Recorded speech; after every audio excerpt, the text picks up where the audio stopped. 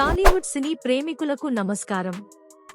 ఈ వీడియోలో ఈ నవంబర్ నెల ఓటీటీలో విడుదలైన సూపర్ హిట్ సినిమాల గురించి తెలుసుకుందాం. ఈ నెల ఓటీటీలో కూడా మంచి సినిమాలు విడుదల అయ్యాయి. గోపీచంద్ మరియు కావ్య థాపర్ నటించిన విశ్వం సినిమా అమెజాన్ ప్రైమ్ వీడియోలో నవంబర్ 1 నుండి స్ట్రీమింగ్ అవుతోంది. యాక్షన్, కామెడీ, డ్రామా అన్నీ కలిపి ఒక మంచి విందు. దీని IMDb రేటింగ్ 4.3.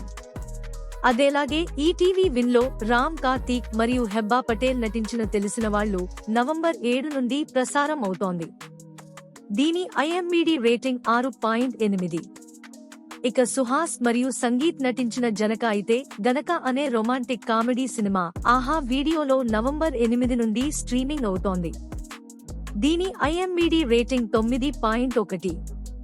అదే రోజు జూనియర్ ఎన్టీఆర్ మరియు జాన్వీ కపూర్ నటించిన దేవర పార్ట్ 1 ఇప్పుడు నెట్ఫ్లిక్స్ లో ప్రసారం అవుతోంది.